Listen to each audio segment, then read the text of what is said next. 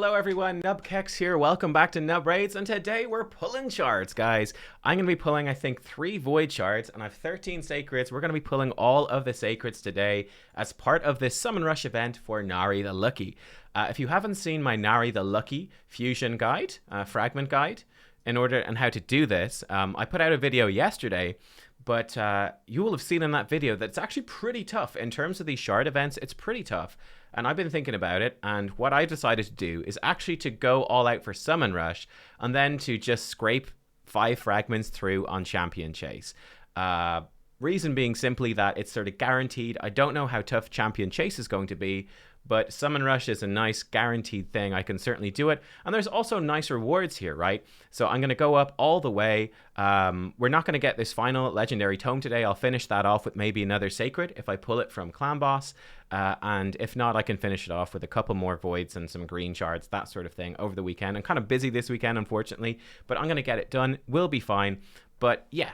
I'm going to get 4 5-star chickens out of this. I'm going to get 3 legendary books out of it, and that is okay with me. We're probably going to get less legendaries overall by doing Summon Rush instead of Champion Chase, but I can live with it just because it's more guaranteed. In terms of this, I can know from the start of the fragment event that I'm on top of it, and yeah, we'll be good. Also, it's a nice perk.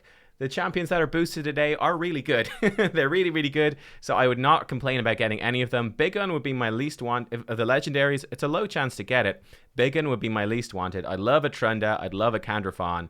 Leorius is not going to happen, really. But anyway, let's dive in. Let's go. We've got 13 Sacreds. I have enough silver and space this time. Professional shard puller. Let's dive in. Here we go. Checking that we're recording. Wouldn't that be the worst thing if I pulled all these shards without recording? And we're starting off with an epic. It's Thylesia. She is one of the boosted ones. I actually think she's pretty solid. Quite a squishy champion. But she does have an AoE, 100% chance decreased defense for 2 turns on a 3-turn cooldown. Really nice. Then another AoE that extends all debuffs. She can place Hex if she hits enemies under decreased defense. So she puts decreased defense.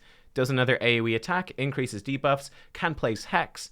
And then she can do some debuff spreads as well. So she's very nice, great for faction wars, great early game, especially as your decreased defense champion and basically all sorts of content. Really good for Hydra as well. The challenge there is certainly keeping her alive. So you're going to be building her in tankier sort of gear. Next up, we've got Talia. I think she's fairly weak. Wouldn't bother really building her, to be honest. Early game, maybe for Fire Knight, but aside from that, I wouldn't really be looking at her. Cool looking champion, though. She's got a really cool skin. Another epic. Okay, another Thylesia. Thylesia number 2. I guess, the 10 times for epics is turned on. So that's cool. It's going to make booking my Thylesia much, much easier. Next up, we've Mistress of Hymns. Maybe early game she's okay. She's got Revive with Veil. She has like a single continuous heal. It's pretty bad. A little bit of a heal. Yeah, she's pretty terrible. I'd really only be building her if I was super early game. Probably leave her at 50 as a reviver for early game, and that's about it. Next up is Rain Beast. Again, Rain Beast also not great. He does have an A1 that can put continuous heals on the ally at the lowest HP. That's not terrible. His A2, all of his damage based off defense, revives a random ally with full HP if he kills an enemy. Very difficult to make that happen. It has a 5-turn cooldown. He has a nice passive, actually, when an ally is attacked on a 2-turn cooldown, puts a shield equal to 35% of this champion's max HP on the ally for 2 turns. That's kind of cool. That's not bad. He's okay for faction wars. Again, you might take him up to 50 for some faction war stuff as a bit of a healer, a small chance to revive, but you're not going to be relying on him overly much. Our third Thylesia. All right, cool. Well, I mean, it's saving me a lot of epic books, I guess, because I will be bucking her out at some point. All right, another epic Soul Drinker. This guy's kind of fun. When he dies, he puts bombs out. That's pretty cool. So you can definitely do some fun stuff with him. Just bring him in as like basically really high attack and just let him die. And he puts out really big bombs. It's pretty nifty. He can also put more bombs out with his A3, but with a long duration right there. I think he can, Yeah, he can decrease their detonation with a triple hitter at random. He's kind of fun. He's kind of funky.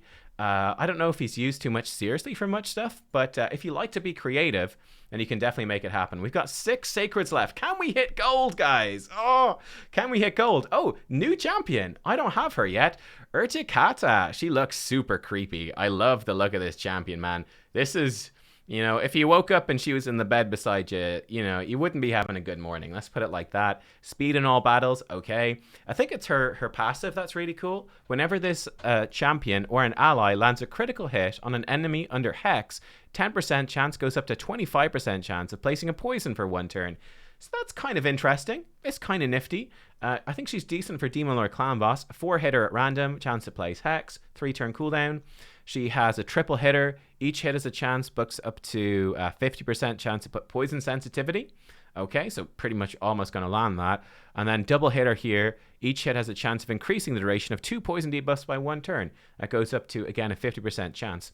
I mean, I think she's decent, actually, for Demon Lord Clan Boss, and does give you, like, an AoE Hex. She's kind of fun, kind of funky. There's some weird graphical stuff going on in the background. Don't know what that is. But, yeah, has anyone used Urtikata?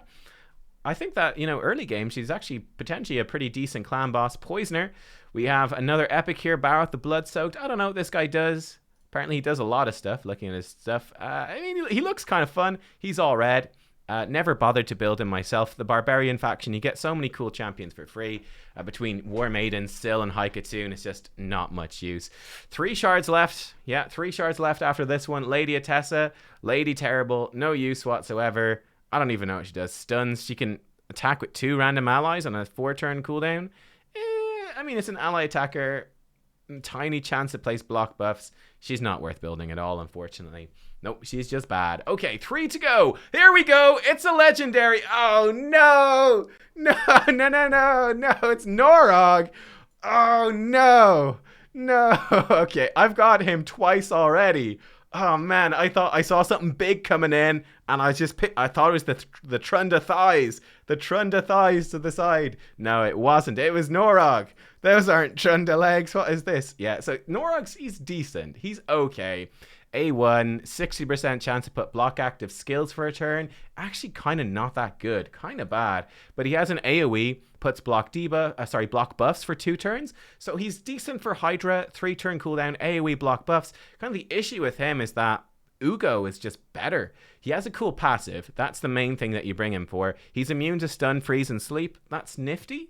And he decreases the damage taken by allies that are under 1 or more buffs by 15%, and decreases the damage taken by all allies with no active buff by 25%.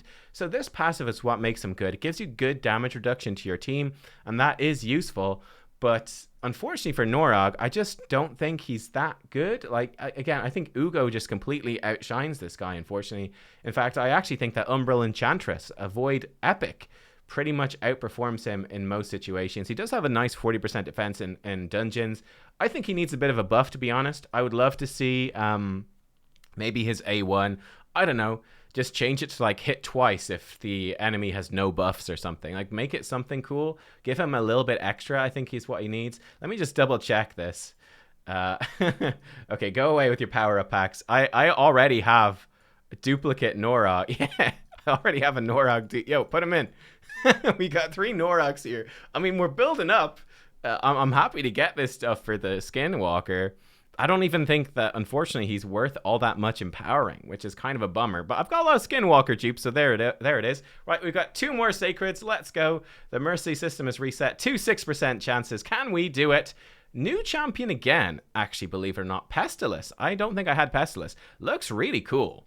Like, this is visually a badass champion. This guy came straight out of Dark Souls 3, let me tell you. Straight out of Dark Souls 3. Increase accuracy and crit damage on all allies for 2 turns. Unfortunately, increased crit damage is bad. So what they did, decrease crit damage, the debuff, is a multiplier. So it actually just multiplicatively decreases the enemy's crit damage, which is okay for Arena. Not great, but it's okay. Increased crit damage, though, is additive, so it adds it on. So if your nuker is sitting at, let's say, 220% crit damage, this just brings them up to 250%, which isn't amazing. If they ever change this to be a multiplier, so it would take it from, what, like 220 up to 280, 290 or something like that, then it'd be pretty decent. Then it would be pretty good. So maybe in the future this would be good. It's got a good cooldown on it. 3-turn cooldown. Increased accuracy is useful. What else does he do? Attacks one enemy, 50%, 75% chance to HP burn for 2 turns. Heals all allies if the HP burn is placed. Fills turn meter if it's not placed. I mean, that's not a terrible move. 3-turn cooldown. It's only single target HP burn. It's okay. Attacks 2 times at random. 30%, bucks up to 50% chance placing leech. Accuracy in Doom Towers. I think Pestilus, he's only okay. I don't know. I'm not super sold on him. If they made this better, he'd be okay for Hydra, but not great. I think he's only okay. I don't know. What do you think of Pestilus? Looks badass. And the final Sacred Shard. Is it a random Trunda? 6% chance? It's not. That's a negative. It's a Nazana. Nazana, she's alright, guys. She's okay. She has AoE decrease attack. Not the best chance, but it's okay.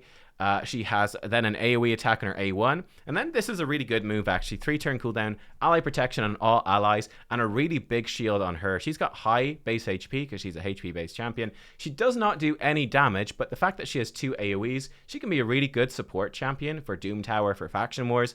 Put her in like a stun set, maybe even a provoke set. So she's just going to be consistently putting out CC debuffs with her AoE attacks. She can tank up really well, makes your team tankier. I think she gives you HP and faction crypts. So she's a decent epic. She's actually pretty decent. So there you go. Right, let me double check this here, guys. How are we doing on our summon rush? We've easily got the fragments we need. I mean, we got 1 legendary out of that. That's not bad, to be honest. It's not bad. Unfortunately, is a guy I've already have multiple dupes of. Okay, so here we go. I am going to pull 3 void shards. And then I'm going to collect my stuff afterwards. So 3 void shards. Here we go. Can we get Leorius at random? Wouldn't that be nice? The chances are minuscule. I'm expecting 3 rares here. Fnatic. No shocker right there. Who do we have next? We've got another rare. It's Harrier. There he is. There he is. And 1 more. I normally don't recommend pulling voids outside of it 2 times. You want to just maximize your stuff here. But yeah, I'm just not going to have time this weekend to do this with green shards. And getting a Sacred Shard from the clan boss is not guaranteed, so that is going to be a bit of a downside. But there you go, guys. They were my shard pulls. I mean, we got a legendary, which is always nice. We're going to get some real nice rewards here. Cool, bunch of chickens. I'm actually going to be able to use these chickens on someone else. I'm not sure who I'm going to use them on. I have to think about that. But I'm certainly not using them on a duplicate Norog. That is for sure. Going to have some nice legendary skill tomes as well, carrying over.